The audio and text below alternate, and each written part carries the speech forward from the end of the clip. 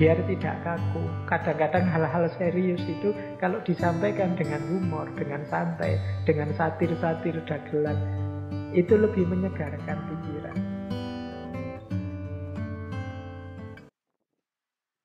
Seperti apa sih keterampilan-keterampilan pokok, keterampilan berpikir yang utama dalam hal social thinking atau berpikir sosial ini?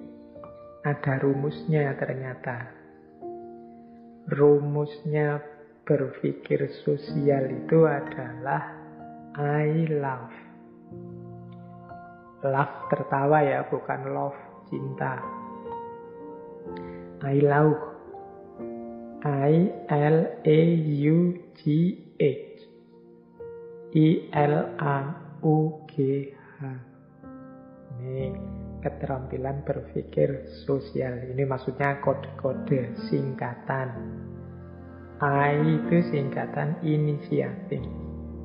L itu listening with eyes and brain. A itu abstracting and inferencing. U itu understanding perspective. G itu getting the big picture. H itu humor. Nah, kita bahas satu-satu ya. Keterampilan berpikir. Berarti untuk menguji apa aku ini sudah terampil benar berpikir sosial, apakah aku sudah punya keterampilan-keterampilan ini, kemampuan-kemampuan ini. Yang pertama, seseorang disebut mampu berpikir sosial kalau dia mampu menggunakan bahasa yang bisa dipahami orang lain dalam berkomunikasi, baik untuk meminta bantuan maupun mencari informasi. Jadi initiating itu berarti ketika dia berinisiatif menyampaikan sesuatu, berinisiatif menanyakan sesuatu atau mencari informasi tertentu kepada orang lain, dia mampu melakukannya dan orang lain paham. Nah, ini berarti kita sudah punya prasyarat pertama. Bisa bertanya yang bisa dipahami orang, bisa berkomunikasi, menyampaikan sesuatu, menanyakan sesuatu yang bisa dipahami orang. Itu initiating. Bisa berinisiasi, menyampaikan aspirasinya dan dipahami orang. Oh, ini tidak sederhana loh. Rasanya kok mudah. Iya, memang secara umum mudah, tapi kadang-kadang kita juga kesulitan. Dalam momen tertentu, situasi tertentu, kita sering tidak mampu untuk mengekspresikan keinginan kita. Jadi tidak mampu menggunakan bahasa yang bisa dipahami orang. Itu kadang-kadang kita menyampaikannya terus jadi bulet, ruwet, ada E-nya banyak, setiap kali ngomong atau diulang-ulang atau diembel-embeli, maksud saya begini loh, maksud saya begini loh. Itu berarti kita kurang canggih cara menyampaikannya. Kalau orang sudah canggih, itu ngomong 1-2 kalimat orang lain sudah paham. Tapi kalau harus dijelentrehkan lagi, diuraikan lagi dengan kayak tadi maksud saya, itu mungkin kita perlu latihan lagi. Itu bagian dari keterampilan berpikir sosial. Jangan dikira mahasiswa-mahasiswa pinter, profesor, dokter yang luar biasa itu sudah sangat canggih di level ini. Kadang-kadang ya mereka-mereka itu ada kesulitan tersendiri untuk menyampaikan apa yang ingin mereka sampaikan ke tengah masyarakat. Mungkin karena terlalu tingginya wawasannya atau terlalu dalamnya filsafat-filsafatnya, jadi ketika menyampaikan ke masyarakat, ya masyarakat hanya melongo saja, tidak paham ini orang ini ngomong apa, ingin menyampaikan apa, mereka hanya tolak-toleh saja. Kadang-kadang kalau ada situasi kayak gini kan yang kita salahkan masyarakatnya. Wah, dasar masyarakat tidak pinter, dasar masyarakat kelas rendah, masyarakat kurang pendidikan dan lain sebagainya. Jangan-jangan yang salah kita. Kita yang tidak mampu mengemas ide, mengemas gagasan yang bisa diterima oleh pikiran mereka. Harusnya kita yang terdidik, yang bersusah payah menyesuaikan dengan kemampuan berpikir mereka.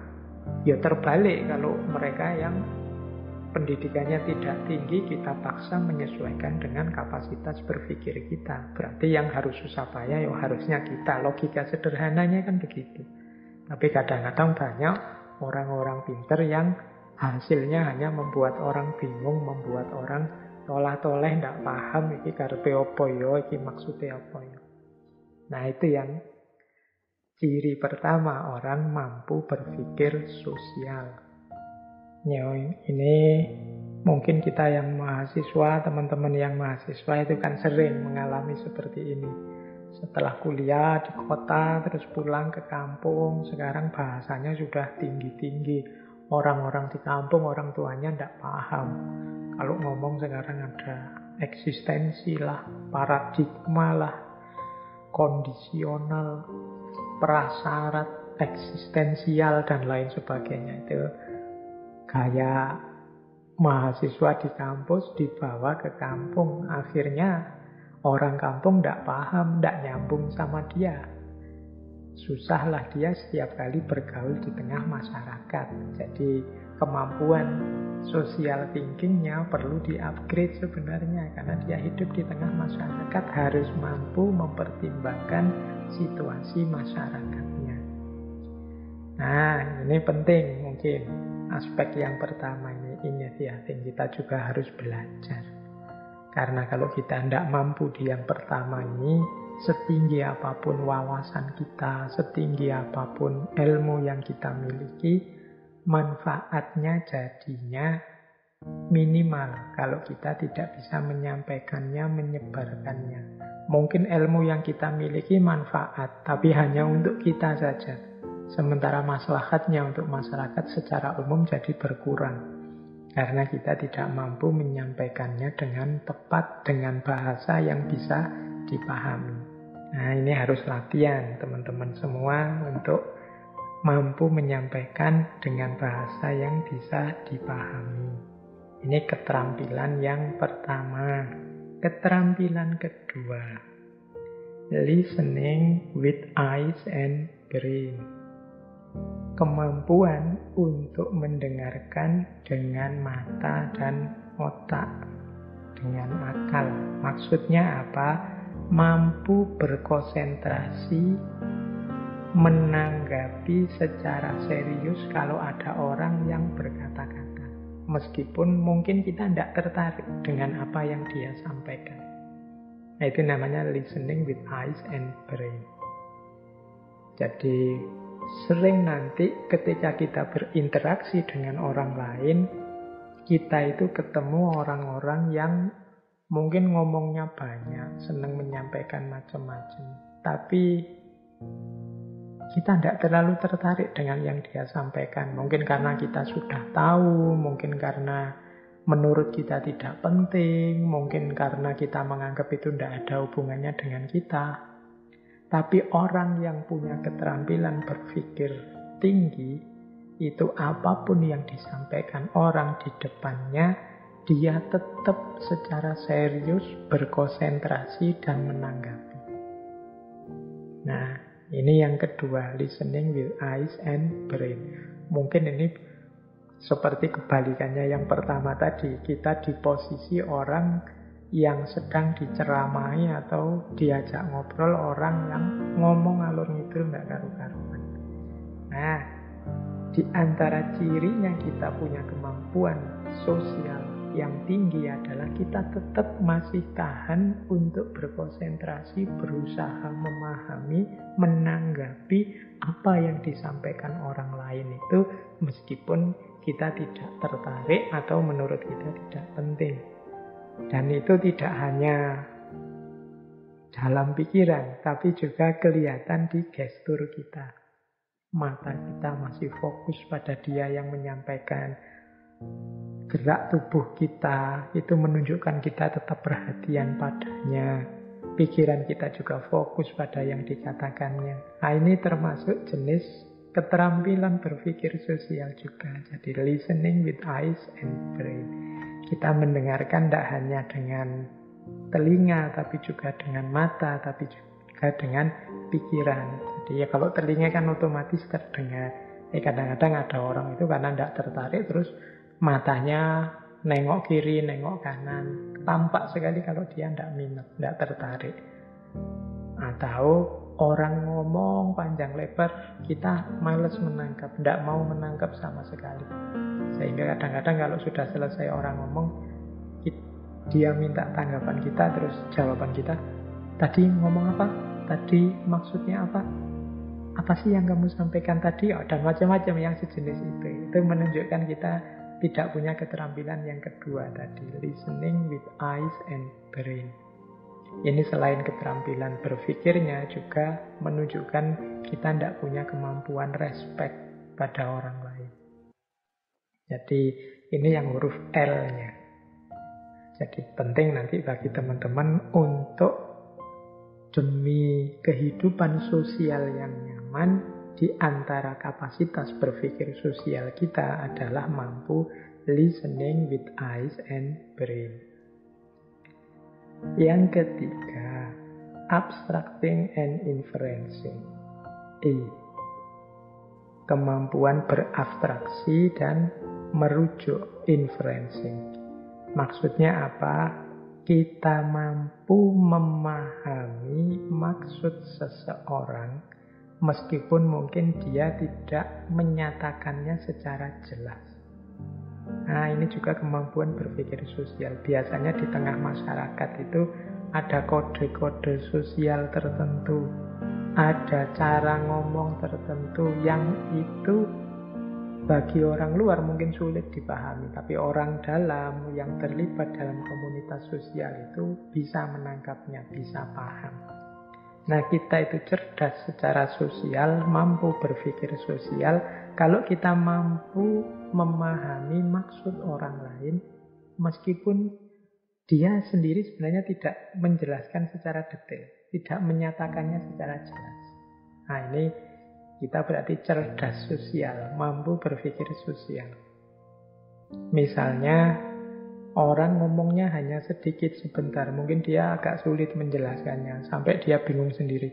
Gimana ya maksudnya? Terus dia garuk-garuk, terus dia telah-toleh. Saja itu, dia menjelaskannya kesulitan. Tapi kemudian, oh ya, aku bisa menangkap yang engkau maksud. Aku ngerti maksudmu apa, meskipun belum kamu sampaikan semua. Nah, kalau kita bisa melakukan ini, sebenarnya kita sudah punya kecerdasan secara sosial. Kita mampu berpikir sosial. Hanya dari kode-kode, isyarat, kemudian kalimat-kalimat pendek, kita bisa menangkap apa yang dia maksud. Kadang-kadang mungkin dari hanya sedikit gerakan, kita mampu menangkapnya karena kita bagian dari komunitas sosial itu, sehingga kita cerdas kalau di lingkup sosial kita. Nah, ini abstracting and inferencing. Jadi kemampuan kita untuk memahami meskipun tidak dinyatakan secara jelas, karena banyak orang yang tidak mampu menjelaskannya secara detail. Dia hanya bisa menjelaskan dengan kode-kode tertentu yang selama ini mungkin disepakati dalam konteks sosial di sana. Nah, kita bisa menangkap itu, berarti kita punya keterampilan berpikir sosial yang bagus. Yang keempat, yaitu understanding perspective. I love tadi, sekarang huruf keempat. Understanding perspective itu kita disebut cerdas secara sosial kalau kita mampu memahami sudut pandang kita sendiri dan sudut pandang orang lain. Ini yang disebut understanding perspective. Jadi kita ngerti benar, oh saya itu memahami begini karena sudut pandang saya ini. Sementara orang itu memahaminya begitu karena dia sudut pandangnya itu. Jadi dia melihat bagian ini, saya melihat bagian itu. Itu yang membuat kesimpulan kita berbeda. Nah, ini namanya understanding perspective. Oh pantes dia bilang warnanya hijau, karena kalau dilihat dari sana memang warnanya hijau. Sementara saya menganggapnya warnanya putih, karena kalau dari tempat saya ini warnanya putih. Nah, kemampuan kita memetakan dan memahami perbedaan sudut pandang, ini adalah bagian dari kecerdasan sosial, keterampilan kita berpikir sosial. Jadi ini penting bagi teman-teman untuk mampu ini. Kalau kita sulit melakukan ini, ya biasanya terus terjadi gesekan-gesekan, konflik-konflik karena perbedaan pandangan yang sangat kuat. Tidak berarti kemudian kita harus setuju dengan pikiran dia, tapi dengan kita sadar perbedaan perspektif ini, konflik-konflik yang tidak perlu, gesekan-gesekan yang tidak penting bisa dihindari. Paling tidak kita bisa memaklumi kesimpulannya. Oh, dia menyimpulkan begitu karena memang sudut pandangnya seperti itu. Sementara menurut saya, sudut pandang yang pas itu seperti ini. Itulah yang membuat kesimpulanku berbeda. Nah, ini juga butuh kecerdasan sosial. Butuh keterampilan berpikir sosial. Understanding perspektif. Kemudian yang kelima, huruf G. Huruf G ini artinya getting the big picture. Bagaimana kita memahami secara umum. Bagaimana kita memahami secara utuh. Getting the big picture itu kita pahami maksud umumnya apa sih. Yang penting-penting kita ambil, yang tidak penting kita lewatkan saja. Ini maksudnya bagaimana? Yang keempat, yang kelima ini, huruf G ini, kita itu kan kalau berinteraksi dengan orang lain, mungkin ngobrol, mungkin diskusi, mungkin peristiwa-peristiwa interaksi yang lain, itu kan sering terjadi banyak bumbu-bumbu. Menjelaskan saja kadang ditambahi, ada guyonnya lah, ada ngelanturnya kemana-mana, ada macam-macam. Nah, di antara keterampilan berpikir atau kecerdasan berpikir sosial ini, kita mampu memilah-milah, oh ini penting, ini tidak penting. Ini kan secara umum maksudnya ini. Jadi bagian ininya tidak penting, jangan diambil hati. Bagian ininya itu hanya bumbu-bumbunya saja. Kalau ini ilustrasi-ilustrasi, mungkin ada yang tidak cocok, tapi yang penting kan maksudnya itu. Nah, itu namanya getting the big picture. Jadi di antara kecerdasan sosial, kemampuan berpikir sosial yang penting itu kita harus mampu ini. Kalau kita tidak mampu mengambil atau fokus pada yang penting, melewatkan yang tidak penting, hidup sosial kita pasti akan berat. Tidak hanya hidup sosial konkret, hidup sosial di medsos juga begitu. Apalagi di medsos. Jadi kita harus pinter. Oh, ini orang ini maksudnya guyon. Yang ini hanya ilustrasinya saja. Maksud intinya sebenarnya yang dia inginkan itu ini. Nah, itu kita harus bisa begitu. Jadi yang ilustrasi yang tidak penting kita singkirkan saja. Guyonan yang hanya bumbu-bumbu yang malah merusak pemahaman kita singkirkan dulu. Kita ambil dulu maksud utamanya. Ini loh sebenarnya yang dia inginkan. Nah, kalau yang ini aku setuju. Oh, itu penting dalam hidup sosial bersama orang lain. Kadang-kadang kita harus mampu yang bumbu-bumbu ya kita posisikan sebagai tempelan-tempelan. Yang guyon ya kita posisikan sebagai guyonan saja, lawaan saja untuk diketawakan. Yang ilustrasi ya kita posisikan sebagai ilustrasi untuk penyegar saja. Nah, kita menangkap yang inti, maksudnya yang penting. Nah, ini termasuk kemampuan yang harus juga kita kuasai. Jangan sampai kita kelewatan, keliru. Untuk yang penting-penting malah kita lewatkan. Kita sibuk ngurusi yang kecil-kecil yang tidak penting. Kita sibuk marah-marah karena ada guyonannya. Kita tersinggung karena ilustrasinya tidak pas. Kita tidak cocok karena ini yang tidak penting. Kalau diurusi serius, ini jadi rame. Akhirnya dibahas yang tidak penting. Yang penting tidak terbahas. Bolehlah kita komentar sedikit. Kalau guyonanmu yang itu aku tidak setuju, tapi itu nanti saja. topik kita kan ini secara umum. Nah, itu boleh. Jadi tidak harus kemudian yang tidak penting itu dibahas panjang lebar. Akhirnya duduk persoalannya melenceng. Yang diinginkan tidak terpenuhi. Nah, itu huruf G. Jadi getting the big picture. Ambil yang utamanya saja. Yang tidak penting dilewatkan. Mungkin besok ada tema yang relevan, boleh yang tidak penting itu ditarik ke tengah, dibahas lagi. Itu keterampilan yang kelima. Nah, yang keenam, ini juga sangat penting dalam kehidupan sosial dan mengasah kemampuan keterampilan kita berpikir sosial. Yang keenam ini adalah humor.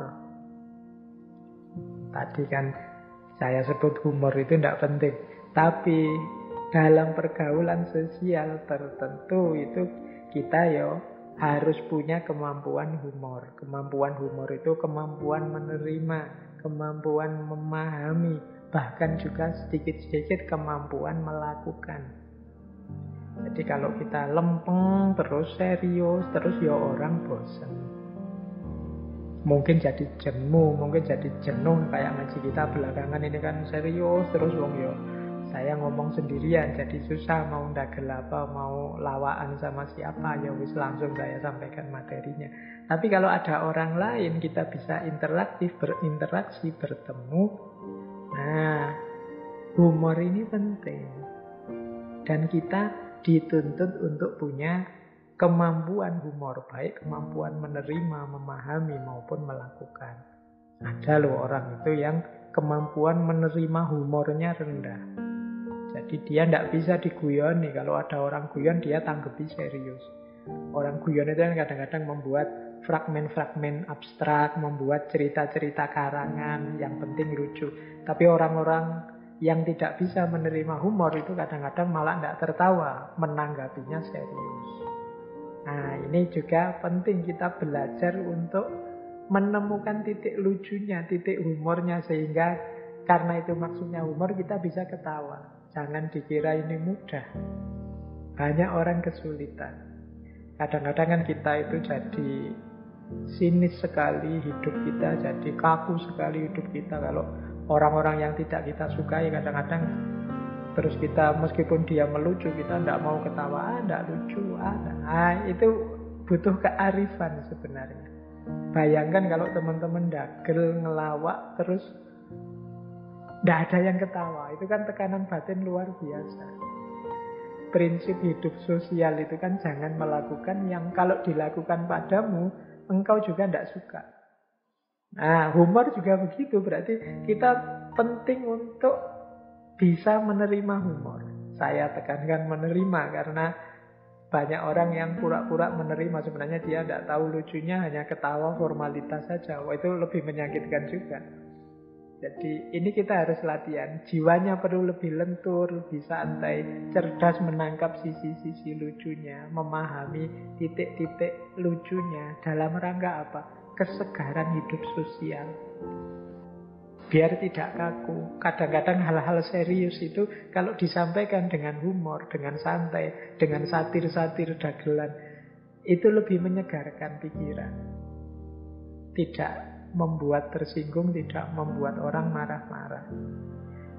Jadi semoga kita termasuk orang yang bisa menerima humor dan juga bisa melakukan humor, karena itu termasuk bagian dari keterampilan berpikir sosial. Nah, jadi teman-teman, ada 6 keterampilan pokok untuk kita berpikir sosial, yaitu I love tadi. Yang pertama, kita mampu berekspresi, initiating, bagaimana kita menggunakan bahasa yang bisa dipahami orang, bagaimana kita mampu mendengar. Jadi yang pertama itu bisa mengungkapkan, bisa bicara. Yang kedua bisa mendengarkan dengan baik. Yang ketiga bisa memahami dengan baik, meskipun pernyataannya tidak terlalu jelas. Yang keempat bisa memetakan sudut pandang yang berbeda. Yang kelima bisa milih mana yang penting, mana yang tidak penting. Dan yang keenam bisa melakukan humor atau menerima humor, biar tidak terlalu kaku, tidak terlalu serius hidup kita, biar hidup kita segar, menyenangkan. Bumbu-bumbu humor penting untuk sekali dua kali kita tampilkan. Tuh yang pokok-pokok. Jadi mari kita latihan agar punya 6 keterampilan berpikir sosial tadi.